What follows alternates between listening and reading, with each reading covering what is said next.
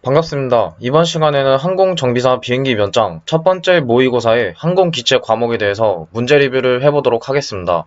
먼저 리뷰에 앞서서 시험에 대해서 간략히 한번 말씀드리자면 이 시험은 난이도 3개로 분류가 되고 난이도 하, 중, 상 이렇게 3가지로 분류가 돼서 출제가 되는데 이 중에서도 난이도 하는 10문제, 난이도 중은 11문제, 난이도 상은 4문제로 총 25문제가 출제가 돼요. 따라서 이 문제 25문제 중에서도 18문제를 맞춰야 합격이죠. 그리고 이 문제 리뷰를 통해서 어떤 식으로 나오는지 문제의 유형 한번 감을 잡으시면 되겠습니다. 먼저 첫 번째 문제부터 시작하도록 하겠습니다. 중대형 항공기에 사용하는 화물실 화재 감지 장치는 보통 중대형 항공기에 쓰이는 화물실 또는 화장실에 쓰이는 화재 감지 장치는 연기 탐지기를 많이 쓰죠. 그래서 답이 1번인데 이게 지금 스모크 디텍터라 그래서 연기 탐지기고 나머지 보기는 키드 타입과 패널 타입 그리고 그래비너 타입 3가지는 항공기 엔진이나 APU에서 발생되는 그 화재를 감지하는 화재 탐지기로 쓰이죠. 그림을 한번 보시면은 보잉 737 항공기 그림에서 전방과 후방 화물실이 하나씩 있죠. 전방에는 연기 탐지기가 4개 장착이 되고 후방에는 6개가 장착이 되는데 화물실로 들어가면은 화물실 천장에 스모크 디텍터라는 연기 탐지기가 장착이 돼 있어요. 이게 어떤 원리로 화재를 감지하냐면은 스모크 디텍터 종류 중 하나인 포토 일렉트릭 타입이라 그래서 광전 지식을 씁니다. 항공기 연기 탐지기는. 원리는 이제 라이트 소스에서 빛이 조사되다가 화재 발생으로 인해서 연기가 유입되면은 조사된 그 빛이 연기에 의해서 굴절이 되죠. 굴절된 그 빛의 열 에너지가 전기 에너지를 생성하게 되고 그로 인해서 회로가 형성이 돼요. 형성된 회로는 조종실로 신호를 보내죠. 조종실에서 화물실이나 화장실에 연기가 났다는 것을 알 수 있게끔. 이 원리는 항공정비사 비행기 면장 실기 구술에서도 나오는 내용이기 때문에 스모크 디텍터뿐만 아니라 화재 탐지기의 종류, 원리, 그리고 어디에 쓰이는지 이 정도는 기본적으로 잘 알아두셔야 돼요. 그리고 지금 하고 있는 이 문제도 잘 나오는 유형이기 때문에 잘 기억하시면은 아주 도움이 될 겁니다. 드로잉 타이틀 블럭에 표시되지 않는 것은 드로잉은 도면인데 타이틀 블럭은 제목이죠, 이게. 도면의 제목란에 표시되지 않는 걸 지금 물어보고 있는데 여기에는 1번이죠. 소요자재가 나오지 않아요. 그림을 한번 보시면 표시사항이 아래와 같이 여러 가지가 있는데 저도 실제로 이 도면을 사용해 본 적은 없어요. 실무에서 이거를 크게 다뤄볼 일이 없어가지고 저도 지금 그림을 보면서 좀 파악을 하는 건데 먼저 도면 번호. 도면 번호는 여기를 얘기하죠. 지금 드로잉 넘버인데 이게 그 도면 번호가 여기 들어가고 부속이나 기계 번호. 이게 지금 파트 넘버를 말하는 것 같아요. 지금 보니까 파트 넘버라 해서 줄여서 PN으로 표시하는데 이 파트 넘버는 항공기에 들어가는 모든 부품을 식별하는데 아주 용이하게 도움을 주죠. 파트 넘버 기입란과 그리고 도면의 축척, 스케일, 도면의 사이즈, 그러니까 크기, 비율이죠, 비율. 1대1 비율로 도면을 작성을 하고 제도 날짜, 여기 이제 데이트가 있죠. 이 날짜들, 여기 날짜를 적는 것 같은데 CHK가 체크 데이트 같은데 이쪽 란에다가 제도 날짜라든지 뭐 관련 날짜를 적는 것 같아요. 여기 보니까. 그리고 회사명. 지금 이 드로잉 도면에는 회사명이 안 써 있어요, 지금. 그리고 이게 지금 표준이 아니에요. 도면도 좀 디자인이 다 다르기 때문에 이거 좀 참고하시라고 그림을 넣어 놓은 거고 다른 도면을 보면은 회사명이 써 있는 것도 있어요. 그리고 제도사, 검열자, 인가자 등의 성명 여기에 들어가죠. 디자이너 이쪽에다가 이제 이름이 들어가는 칸인데 지금 이 드로잉 타이틀 블럭이라는 이 문제는 정비일반에도 동일하게 나와요. 똑같이 나와요. 똑같이. 아니면 보기가 좀 변형돼서 나올 수도 있고 그래서 여기에서 지금 해설에 나와 있는 이 표시 사항들 이 내용들 꼭 잘 기억해 두세요. 리벳 작업 후 반대편에 생기는 돌출머리, 벅테일의 지름은 얼마인가? 벅테일은 리베팅 많이들 해보셨을 거예요. 리베팅을 하다 보면 판재 반대편에 그 버킹바에서 성형머리가 생기죠.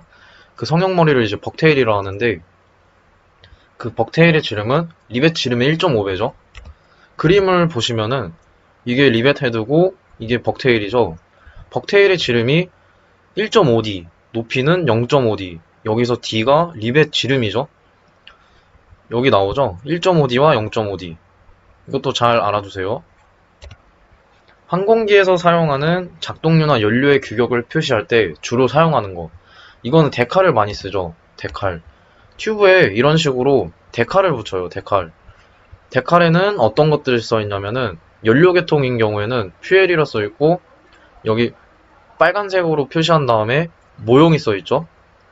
그리고 파이어 프로텍션, 화재 탐지 쪽 여기는 갈색으로 표시를 하고 마찬가지로 윤활 계통, 루브리케이션, 그리고 유압 계통 계통별로 색깔이 다 표기되어 있고 문자도 써있고 그래서 정비사가 색약이나 생명이 있으면 안 되는 이유가 이것 중에 하나죠.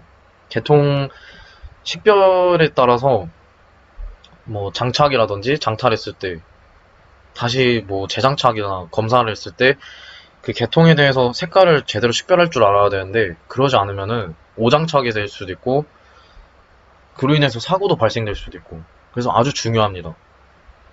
여기도 해설 내용을 보시면은 여기도 나오죠. 색깔부, 색깔 그리고 글자, 기하학적 기호 이런 걸로 이제 표시를 해서 식별을 하는데 이 내용도 시험 문제에 나오기도 하고요. 그리고 작동률 라인은 1인치 테이프나 데칼로 표시한다. 여기 나오죠? 데칼로 표시하는 거. 근데 여기서 지름이 4인치 이상인 작동률 라인이나 기름투성이인 작동률 라인 또는 뜨겁거나 차가운 작동률 라인인 경우에는 테이프나 데칼 대신에 철제 태그를 쓴다는 거. 왜냐? 너무 뜨겁거나 기름투성이인 경우 이런 데칼이 접착력이 떨어지거나 금방 손상될 수도 있겠죠. 그래서 그걸 방지하기 위해서 철제 태그를 쓴다는 거. 탄소강 설명이 아닌 거. 탄소강의 함유량은 0.025에서 2.2%이다. 이거 맞는 말이죠.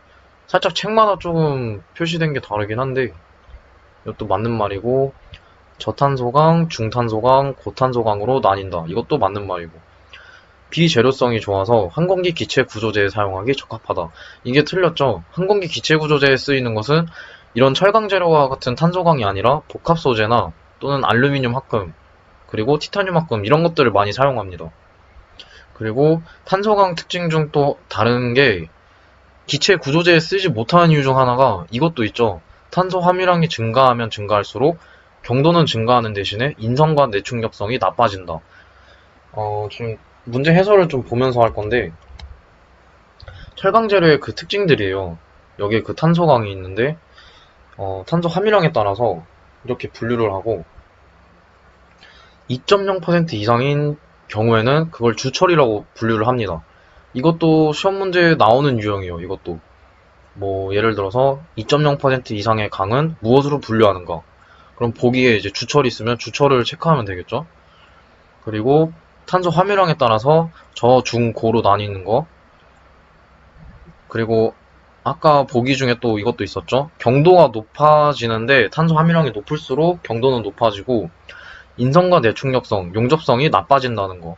여기서 인성은 금속의 찔린 성질을 얘기하고 내충격성은 금속이 충격에 얼마만큼 견딜 수 있는지 그 성질, 그리고 용접성 이런 것들이 나빠지기 때문에 항공기 기체 구조제로는 사용이 부적합해요.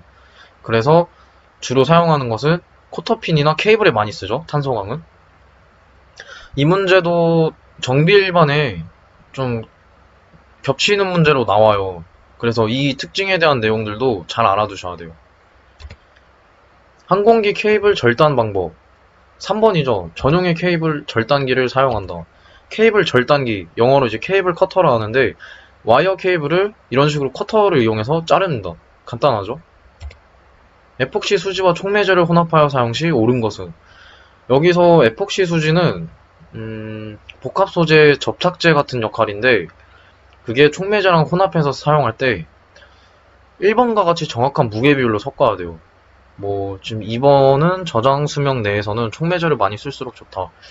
오히려 2번이나 지금 뭐 2, 3, 4번은 이런 식으로 사용하게 되면은 그 에폭시 수지의 성질이 변할 수도 있고 접착력이 떨어질 수도 있고 되게 안 좋죠. 그래서 그 무게 비율이 기술 도서에 다 명시되어 있어요. 해설에도 보면은 지금 포장된 수지 용기나 항공기 구조 수리 교범 SRM이라 해서 스트럭처럴 리페어 매뉴얼이라 하는데 항공기 기술 도서는 종류가 다양해요. 이제 AMM이라 해서 에어크래프트 메인테넌스 매뉴얼이 있고 지금과 같이 해설에 나온 항공기 구조 수리 교범 스트럭처럴 리페어 매뉴얼이 있고 그리고 도해 부품 목록이라 해서 항공기를 이제 분해된 그 그림 속에서 여러 가지 파트들이 뭐뭐뭐 들어가는지 한눈에 보기 쉽게 표기되어 있는 게 있는데 그게 이제 IPC라 해요. IPC Illustrated Part Catalog라 해서 다양한 기술 도서들이 있고 상황에 따라서 그 기술 도서를 사용하죠.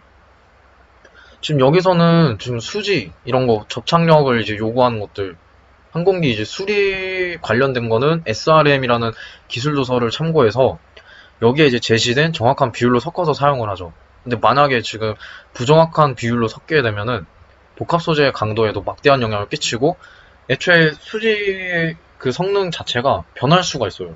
그래서 항상 정확한 비율로 섞어서 써야 된다는 거. 나머지 내용들도 참고사항으로 잘 알아두시면 좋아요. 이 내용에 대해서는 항공산업기사에서도 좀 출제됐던 이력이 있기 때문에 좀 참고사항으로 알아두시면 되게 좋습니다. 그리고 지금 왼쪽에 있는 이 사진이 항공기 그 실링 컴파운드라 해서 뭐 밀폐제 같은 걸로 쓰는 건데 항공기에 이런 게 이제 실란트나 컴파운드 그리고 지금 오른쪽 사진에는 안테나가 지금 외피에 장착된 상태에서 그 틈새를 메꾸기 위해서 실란트 같은 걸 발라놨죠. 기밀 유지를 위해서. 그리고 또는 공기 흐름이 여기에서 이제 간섭이 생기지 않게끔 하려고. 그 실란트나 컴파운드 캔을 겉에 보면은 여러 가지가 막 써 있는데 뭐 규격도 써 있고 그리고 뭐 어떤 품명인지 그리고 어떤 특성이 있는지 그리고 뭐 제조일자도 써 있죠 지금. 데이트 오브 매뉴팩처럴 써 있고 그리고 이제 만기일 언제까지 이제 쓸 수 있는지 유통기한 같은 거예요. 유통기한 이런 품목들은 항상 사용 전에 잘 확인해야 됩니다. 이런 거를 만약에 시효기간이 지났다 그러면은 폐기해야 되겠죠. 이런 품목들을 바로 시효성 품목이라 합니다. 시효성 품목 잘 알아두세요. 항공기 견인 작업에 대한 주의사항으로 틀린 것은 견인 요원은 자격 있는 정비 요원이 해야 한다. 이것도 맞는 말이고 견인 요원들은 라디오 커뮤니케이션 절차를 준수해야 한다. 이것도 맞죠? 혼잡한 곳에서 견인할 때는 양날개 끝으로 사람을 배치시켜 충돌을 방지한다. 이것도 맞는 말이고 견인 작업이 완료되었을 때 인원의 안전을 위하여 견인봉을 제거한 후 앞바퀴에 고인목을 한다. 이게 지금 잘못됐죠? 먼저 앞바퀴에 고인목을 하고 난 뒤에 견인봉을 제거해야 되는데 지금 순서가 잘못되게 반대로 나왔죠 지금? 그림을 보시면은 왼쪽이 이제 토우바 타입이고 오른쪽이 토우바리스 타입인데 이거를 지금 견인차라 그래요. 해석하면 견인차라고 하겠는데 우리 항공 종사자들은 토잉카라 그러죠. 토잉카. 다른 말로 이제 터그카라고도 하고 토잉카에 항공기 노즈기어 사이에 토우바를 연결해서 하는 방식을 토우바 타입이라 그러고 얘 같은 경우에는 지금 토우바가 없죠. 노즈기어가 토잉카 안으로 들어와서 장착이 돼요. 여기에. 그렇게 해서 토잉카가 이제 항공기 후진을 도와주죠. 후진하는 것을 푸시백이라고 하는데 항공기가 자체적으로 후진이 가능은 해요. 역추력 장치를 작동을 해서. 근데 주기장이 있을 때 역추력 장치를 켜게 되면은 그 주기장 근처에 사람들도 있고 승객들도 있고 심지어 이제 주변에 위험에 저해되는 요소들 엄청나게 많죠. 안전에 저해되는 요소들이. 그리고 또 저속 상태에서 역추력 장치를 또 오랫동안 켜게 되면은 여기서 이제 뿜어져 나오는 그 역추력 공기가 다시 재흡입돼가지고 재흡입 실속이 일어날 수도 있고 만약에 이 땅 표면에 이물질들 뭐 돌멩이나 혹시라도 이제 뭐 폐품 같은 볼트 너트들이 혹시라도 떨어져 있다 그게 여기 엔진에 빨려 들어가게 되면은 FOD가 됩니다. FOD 외부 물질에 의한 손상. 그래서 항상 안전상의 이유로 토잉카의 도움을 받아서 푸시백을 하는 거예요. 견인 작업 시 주의사항 이것도 잘 알아두셔야 되는데 이것도 정비일반에서 중복 문제로 같이 나와요. 뭐 같이 안 나오는 경우도 있긴 한데 이런 유형이 같이 나올 수도 있어요. 주의사항을 또 하나씩 보자면 최소 인원은 6명을 배치해야 되고 그 6명은 조종실에 1명, 토잉카 운전자 1명, 지상 감독원 1명, 양날개 끝으로 1명씩 배치시키고 꼬리날개도 1명씩 배치시켜야 된다는 거. 다음 토우바 타입은 시속 8km, 토우바리스 타입은 시속 30km. 그 속도를 초과해서는 안 됩니다. 그리고 자격 있는 정비 요원이 실시해야 되고 상호 교신 절차, 라디오 커뮤니케이션을 반드시 준수해야 되고 왜냐? 견인 중에 발생된 이상 상황을 바로바로 즉각 보고해서 조치를 취해야 되니까. 그리고 혼잡한 곳을 견인할 때는 양날개 끝으로 사람을 배치시켜서 충돌도 방지할 수 있도록 해주고 그리고 이게 아까 그 보기로 나왔었죠? 앞바퀴에 먼저 고인목을 한 뒤에 견인봉을 제거해야 된다는 거. 왜냐? 앞바퀴 고인목 안 하고 견인봉을 제거하게 됐을 때 혹시라도 바람에 의해서 비행기가 움직일 수도 있고 또 위험 요소가 또 될 수도 있기 때문에 먼저 고인목을 해주죠. 이것도 잘 알아두세요. 판재 굽힘 작업 시 고려해야 할 사항이 아닌 것은 거칠은 표면은 고려할 사항이 아니죠. 그림을 보시면은 여기가 이제 지금 판재를 굽혀놨는데 우리가 기본적으로 많이 알고 있는 공식들이 있죠. 여기 BA와 SB 이게 이제 굽힘 허용가, 밴드 얼라우언스와 SB 세트백 공식인데 이 공식에는 지금 T가 들어가죠. T 판재의 두께 이 판재의 두께도 당연히 고려해야 되고 세트백은 어디 얘기하냐면은 굽혔을 때 여기 아웃사이드 몰드 라인 있죠. 이쪽과 굽힘 접선 밴드 라인 이 사이의 거리를 세트백이라고 해요. 세트백. 그리고 BA 밴드 얼라우언스는 지금 굽혀져 있는 이 부분 굽힐 수 있는 이 길이 부분을 BA라고 합니다. BA 밴드 얼라우언스. 이것도 잘 알아두세요. 아크 용접봉에는 피복제 역할로 맞는 것은 4번이죠. 대기 중에 질소 산소의 침입을 방지하기 위해서.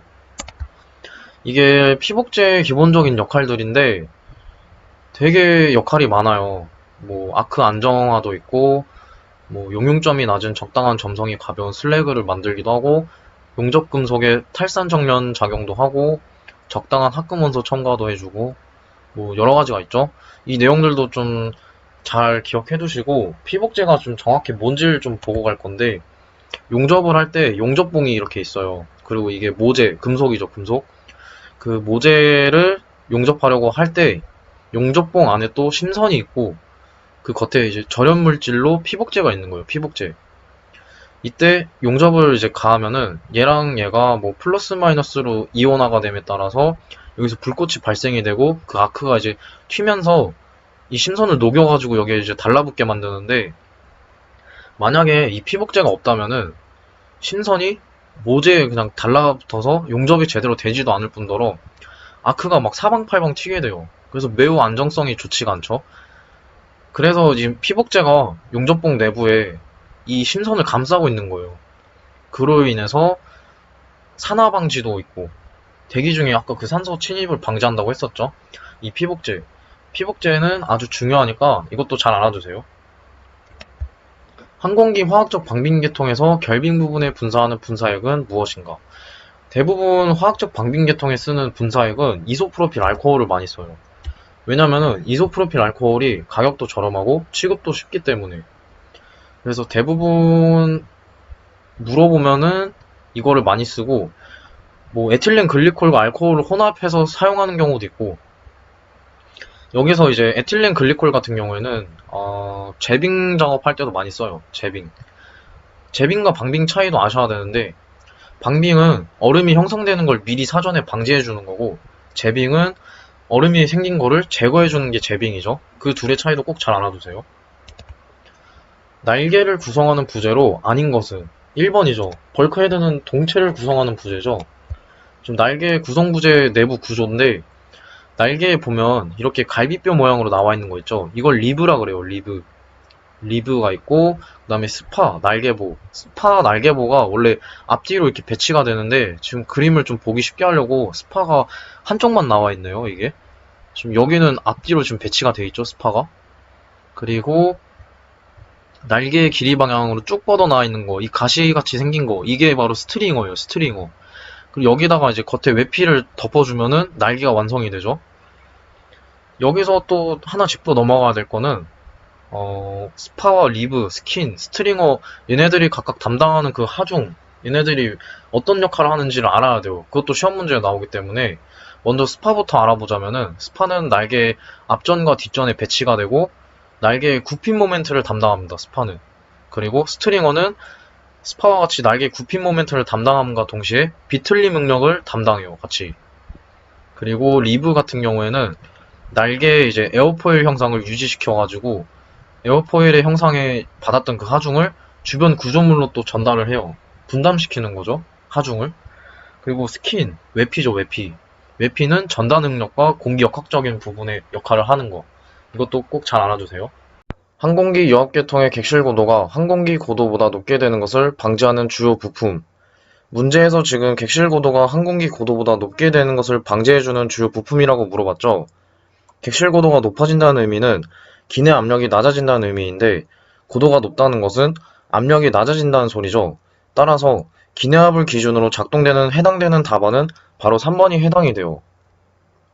그리고 객실 고도는 미 가망 당국인 FAA에서 최대값을 8,000피트로 지정해서 공중에서 비행 중이어도 지상과 유사한 컨디션이 되도록 맞출 수 있도록 해주죠.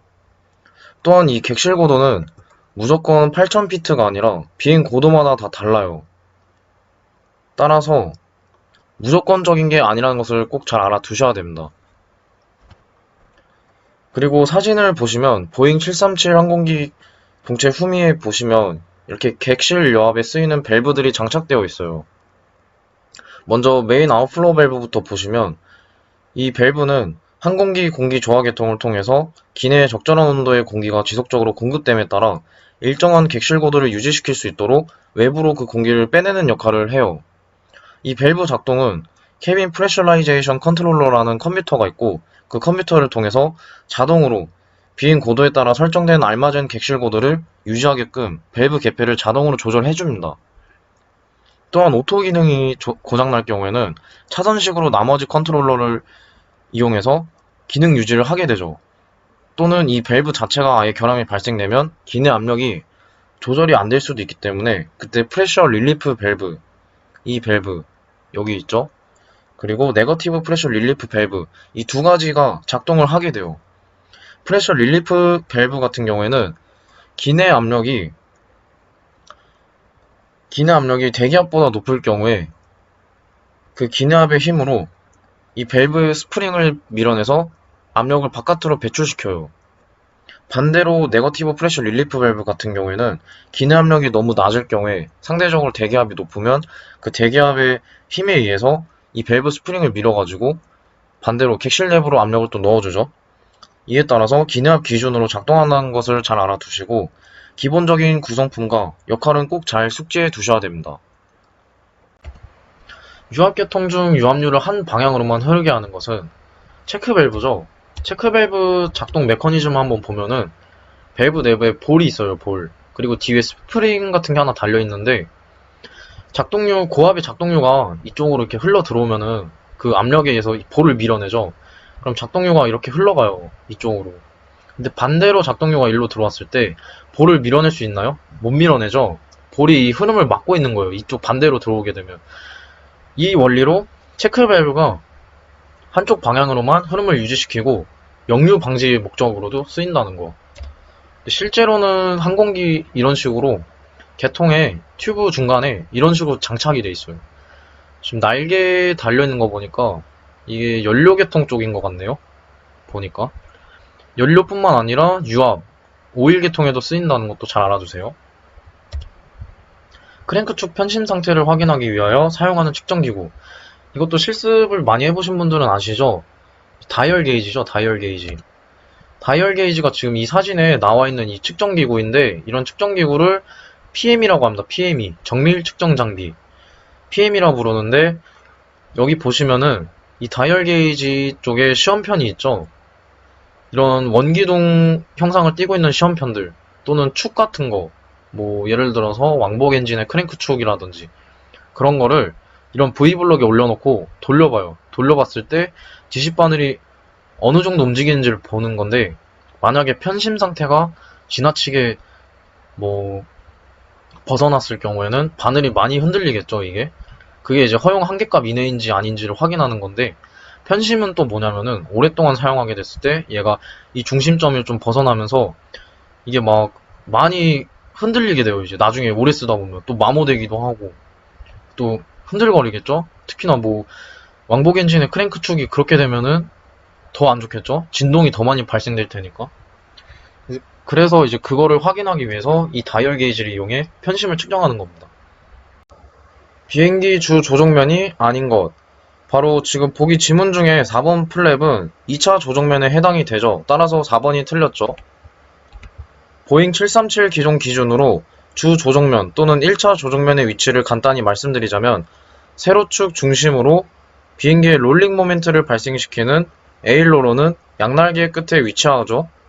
왼쪽 날개 끝과 오른쪽 날개 끝, 이 부분에 바로 위치하는 조종면이 에일로론이죠. 그리고 가로축 중심으로 피칭 모멘트를 발생시키는 엘리베이터는 수평 안정판 뒷전에 위치하고 있죠. 또한 항공기의 수직축 중심으로 요잉 모멘트를 발생시키는 러더, 이 러더는 수직 안정판 뒷전에 위치하죠. 현재 항공기의 기본적인 삼축 운동 애니메이션인데, 이 애니메이션을 한번 잘 보시고 각 모멘트가 어떻게 발생되는지를 잘 참고하신 다음에, 이 내용에 대해서는 절대 헷갈리시거나 틀리시면 안 돼요. 해당 문제는 항공 기체에서 잘 나오는 기본 문제 중 하나이기 때문에 절대 틀리시면 안 됩니다. 항공기 조종 케이블 계통에서 케이블 장력을 조절하는 이유. 해당되는 답안은 4번이죠. 항공기 동체 및 케이블의 재료 특성 차이로 온도 변화에 따라 늘어나기 때문이다. 항공기 조종 케이블 계통은 보통 이 케이블이 추운 기후와 더운 기후에 반복적으로 노출됨에 따라 케이블 장력이 변할 수가 있어요. 따라서 이러한 장력 변화는 조종 특성을 나쁘게 만들겠죠. 그에 따라서 일정 주기마다 케이블 텐션 미터를 이용해서 항공기 케이블 장력을 측정해주고, 매뉴얼에 명시된 한계치 이내로 턴버클 배럴을 돌려 장력값을 맞춰주죠. 온도에 따른 케이블 장력 변화는 우리가 일반적으로 생각했을 때 더운 기후에서는 장력이 느슨해지고 반대로 추운 기후에서는 세지는 것으로 상식적으로 생각을 해볼 수가 있어요. 하지만 항공기에서 한 가지 더 고려해 볼 것은, 동체가 금속이기 때문에 금속도 온도 변화에 따라서 수축 팽창을 이루어지고, 그에 따라서 케이블 텐션이 서로 반대되게 생각이 바뀌게 돼요. 어떤 얘기냐면, 해설 박스 안에 있는 지금 이 그림과 같이 더운 기후에서는 동체가 팽창되기 때문에 케이블 장력이 세지죠. 반대로 추운 기후에서는 동체가 수축되기 때문에 케이블 장력이 느슨해지죠.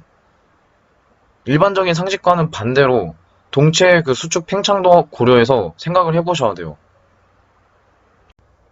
사진을 보시면 케이블 사이에 턴버클이 장착되어 있는 모습이 나타나 있죠. 따라서 장력을 측정해보고 장력 변화가 심할 경우에는 이 턴버클 배럴을 돌려서 장력값을 조절할 수가 있죠. 그리고 케이블은 무조건 소형기에서만 쓰이는 것이 아니라 사진과 같이 대형 기종에서도 조종면이나 플랩 작동에도 쓰인다는 것, 이 내용도 참고해 두세요. 항공기 호스 점검 방법으로 틀린 것은, 호스가 꼬이지 않게 장착해야 한다. 맞고, 교환 시 같은 재질 크기의 호스를 사용해야 한다. 이것도 맞고, 가급적 팽팽하게 연결하여 근처 구조부에 접촉하지 않게 한다. 이게 틀렸죠. 지금 팽팽하게 연결하면 호스가 끊어져요. 왜냐?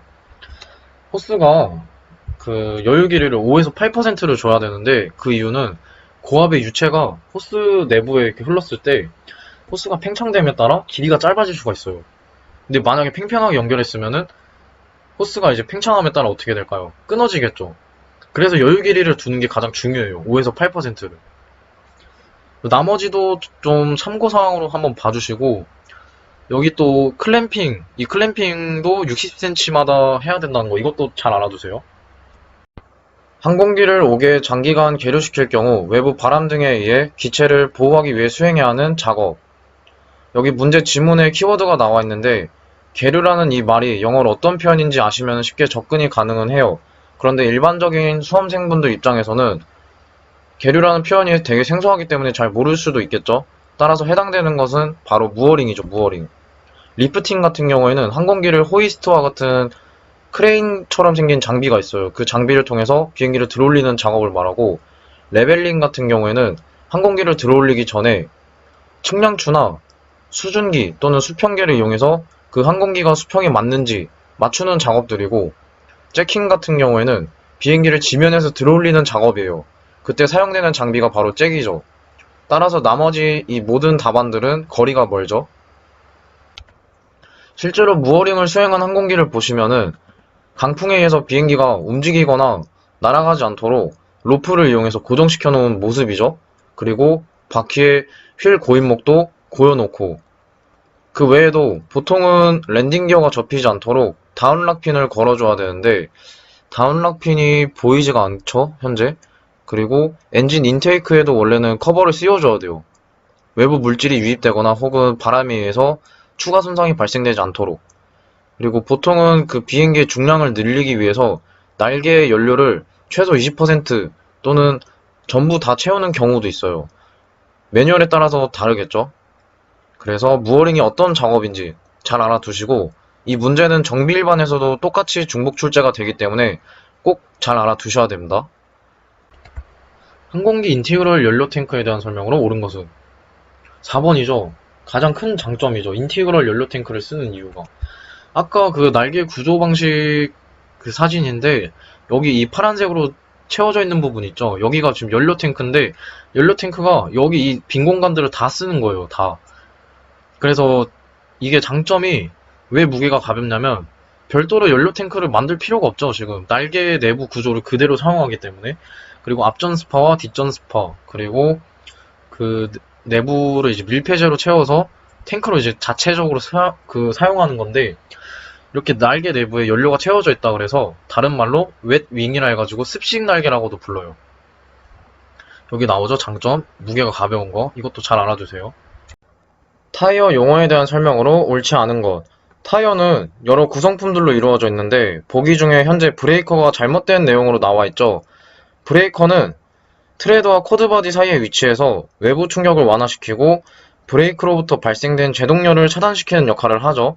따라서 1번 지문이 지금 잘못됐죠.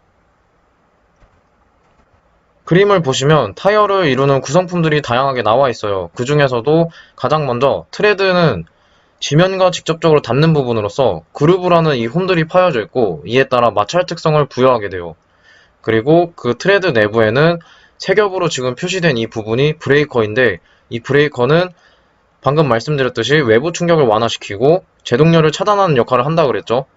그 밑에 겹겹이 쌓여있는 이 플라이들, 이 플라이는 바로 카커스 플라이 또는 코드바디, 코어바디 모두 같은 말이에요. 이 플라이들은 타이어가 고온 고압에 견딜 수 있도록 충분한 강도를 보장하고, 만약 트레드가 마모돼서 이 내부 플라이들이 보이기 시작한다면 그 타이어는 교체해주는 것이 가장 좋아요. 그 외에도 타이어가 휠에 장착됐을 때 그 휠 플랜지로부터 타이어가 이탈되지 않도록 형태를 잡아주는 이 와이어비드도 있고, 타이어의 옆면을 가리키는 사이드월, 사이드월에는 타이어 규격들이 써있다는 내용도 알아두시면 되겠습니다. 항공기 연료 중 ZB와 거의 같은 성질의 연료. 항공기 연료는 크게 분류하자면 와이드컷 타입과 케로신 타입 두 가지로 분류할 수가 있는데, 이때 ZB와 JP4가 바로 와이드컷 타입에 해당이 되죠. 그렇기 때문에 정답은 2번이 되죠.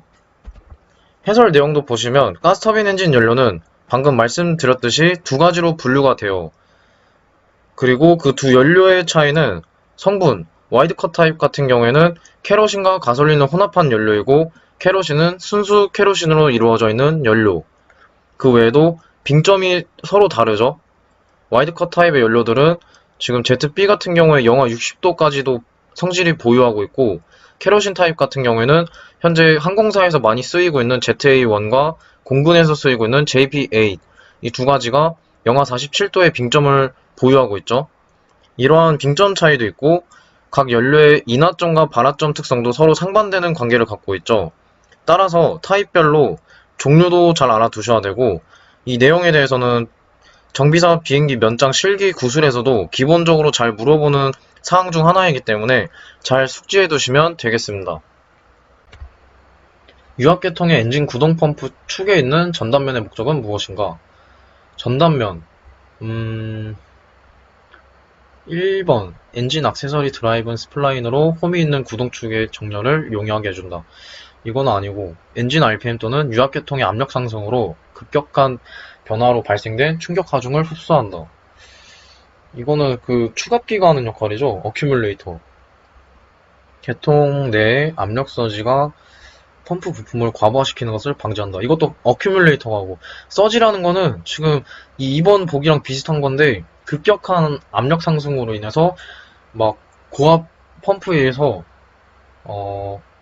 작동료가 승합이 되면은 보통 막 한 3000 psi 엄청난 고압인데 그게 막 한 번에 배관을 탁 흘렀을 때 덜컹 하는 그 충격이 있어요. 그 충격을 이제 어큐뮬레이터가 흡수를 하는 거예요. 어큐뮬레이터 내부에 이제 질소랑 작동료가 들어가는데 그 질소가 이제 압축성 성질이 있기 때문에 압축성의 성질로 인해서 압축되면서 서지 그 충격을 흡수해주죠. 지금 전단면은 지금 4번이에요, 4번. 펌프가 비정상 상태에서 작동하지 않을 때 축이 전단력으로 끊어진다. 이거는 지금 그림을 보여드릴 건데, 펌프 축이 중간에 오목하게 들어가 있어요. 이 부분이 바로 전단면이에요, 전단면. 그리고 여기가 지금 펌프 기어 쪽이고, 여기가 이제 엔진 기어 쪽인데, 펌프들은 그 엔진 기어박스 쪽을 보면은, 지금 이게 737 항공기 엔진의 터보팬 엔진의 기어박스 위치예요. 기어박스. 기어박스는 말 그대로 여기에 이제 수많은 기어들이 맞물려가지고 엔진이 구동되면 그 기어들을 이제 다 돌려주면서 펌프들을 다 작동시키죠. 이 기어박스에 또 달려있는 게 보니까 하이드로릭 펌프 보이시나요? 이거? 하이드로릭 펌프가 바로 EDP예요. EDP. 엔진 구동 펌프. 그리고 IDG. 이거 발전기죠. 이거는. 여기 스타터도 달리고 그리고 뭐 알터네이터 뭐 교류 발전기도 있고 또 뒷면에는 연료 펌프도 있고 그리고 윤활 펌프, 루브리케이션 유닛, 윤활 펌프도 있고 그래서 엔진이 시동이 걸리면 계통이 다 그때 살아나요. 연료도 연료 계통으로 흐르고 오일도 오일 계통으로 흐르고 작동료도 이제 유압 계통으로 흐르게 되고 근데 만약에 뭐 펌프가 고장이 나가지고 막 움직이지 않는데 엔진은 또 시동이 되니까 그 기어박스에 있는 기어들이 다 움직이고 있겠죠. 그때 이 축이 물려있을 때 펌프를 억지로 회전시키면 펌프가 또 망가질 수가 있겠죠.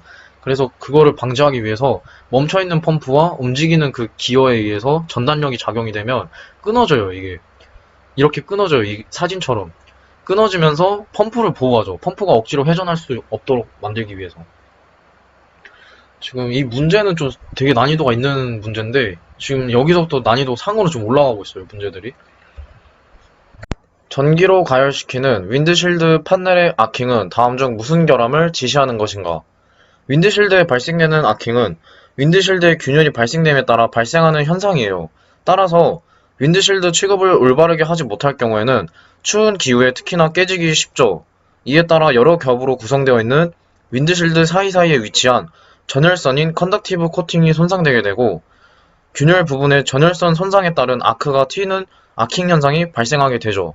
따라서 정답이 1번이죠. 그림을 보시면 왼쪽에는 여러 겹으로 구성되어 있는 윈드실드와 그 윈드실드 사이에 컨덕티브 코팅인 전열선, 그 전열선들이 깔려 있죠. 그리고 오른쪽에는 실제로 균열이 간 윈드실드, 그 균열이 간 윈드실드와 균열 발생에 따라서 지금 이 부분이 지금 아크가 살짝씩 튀고 있는 거예요. 전열선 부분에서. 전류가 지금 흐르고 있는 와중에 균열이 발생됨에 따라서 전도성 코팅까지 손상이 되니까 지금 아크가 이렇게 팍팍 튀고 있죠. 이에 따라서 윈드실드의 손상도가 상당히 더 커지겠죠. 방치해두면.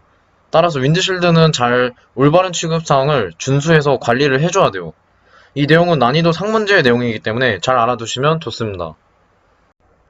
열을 사용하는 방빙 장치에 있는 덕트에 대한 설명으로 틀린 것. 이 문제 유형도 상당히 어렵죠. 난이도 상문제에 해당되는데 문제 지문들도 하나씩 보시면은 덕트 재질로는 알루미늄 합금, 티타늄, 스테인리스 스틸 등이 사용된다. 그렇죠. 이러한 재질들이 덕트 재질로 쓰이고 있죠. 덕트는 세일링 링으로 밀폐되어야 하므로 세일링 링의 상태를 확인해야 한다.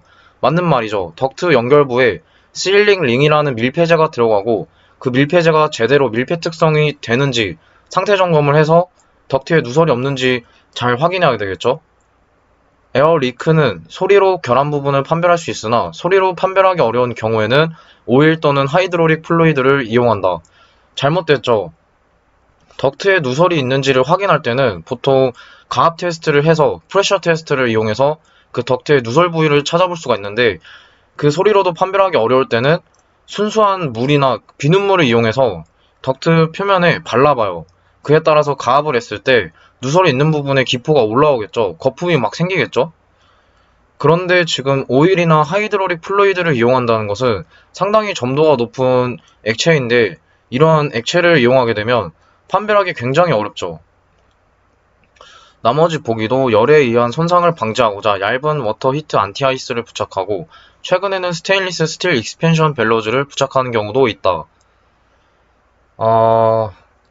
실제로 제가 이 부분을 본 적은 없는데, 이 벨로즈란 장치가 말 그대로 이런 덕트가 뜨거운 고온의 공기가 흐르다 보니까 덕트 도관이 팽창되거나 수축될 수가 있겠죠. 그에 따라서 그 길이 변화를 이런 벨로즈를 장착을 해서 보완을 해줘요. 그런 부분을 얘기하는 거죠. 따라서 3번이 틀렸죠. 해설 내용도 보시면은 덕트는 알루미늄 합금, 티타늄, 스테인리스 스틸 또는 몰디드 파이버 글래스 튜브 등으로 구성된다 나와있죠. 여기서 몰디드 파이버 글래스는 복합 소재 섬유 유리를 말해요. 유리섬유죠. 유리섬유를 말하고, 덕트는 얇은 스테인리스 스틸 익스펜션 벨로즈를 갖고 있다 나와있죠.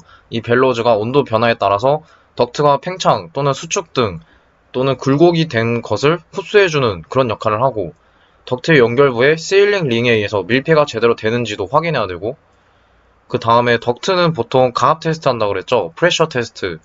이때 제작사 지침에 따라서 수행하는데, 이 프레셔 테스트가 옆 항공기에는 상당히 중요하다고 나와 있어요. 그 이유가 항공기는 고공 비행함에 따라서 고도가 높아지면 공기 밀도, 온도, 압력 모든 게 낮아지죠. 이에 따라서 조종사나 객실 승무원 그리고 승객들이 그 지상과 유사한 환경에 몸이 유지될 수 있도록 적응할 수 있도록 도와줘야 되는데, 그러한 장치를 바로 여압계통이라 하죠. 그 여압계통이 제대로 안 될 경우에는 인체 혈관에 적혈구가 흐르고 있죠. 그 적혈구는 산소를 운반하죠. 그런데 그 혈관 내에서 미세한 기포가 있는데 고공 비행하면 그 기포가 점점 커져요. 압력이 낮아지니까. 이에 따라서 적혈구의 이동 경로를 방해하겠죠. 그에 따라서 산소 운반이 원활하게 되지 않는 것이고, 그에 따라서 사람들이 저산소증을 겪는 원리가 이러한 원리 때문이에요. 그리고 비슷한 예시로는 연료계통에서는 베이퍼락이 있고, 브레이크 계통에서는 스펀지 현상이 나타나죠. 그 현상들을 방지하기 위해서 압력을 가압해주고, 그리고 그 덕트는 에어 리크는 가끔 소리로 찾을 수도 있지만 소리로 판별하기 어려운 경우에는 비눗물을 사용한다 나와있죠. 방금 다 말씀드렸던 내용들이죠. 이 내용도 잘 알아두셔야 됩니다. 그리고 실제 항공기 날개 앞전에 보시면은 이렇게 서멀 안티아이싱 밸브 덕트가 장착되어 있어요. 이에 따라서 엔진에서 나온 블리드 에어를 통해서, 블리드 에어 온도가 대략 200에서 300도 정도 되죠. 그 온도 공기를 이용해서 날개 앞전을 방빙해주죠. 이때 그 공기 흐름이 이렇게 튜브를 지나게 되면은 튜브 일부분에 구멍이 뚫려 있어요. 이에 따라서 그 블리드 에어가 날개 앞전을 순환하면서 데펴주죠. 그렇게 되면 날개 앞전의 얼음 형성도 방지해주고 미리 방지를 하는 거죠. 얼음이 형성될 경우에는 날개로 흐르는 충류 공기 흐름이 난류가 발생이 됨에 따라 날개 뒷부분에서 박리 현상이 일어나요. 그 현상은 결국에 날개 실속을 불러일으키는 결과를 초래하게 되겠죠. 따라서 방빙이 상당히 중요하죠. 이렇게 해서 첫 번째 모의고사의 항공기체 과목을 모두 마무리하고, 다음 시간에는 정비일반에 대해서 문제 리뷰를 시작해 보도록 하겠습니다. 감사합니다.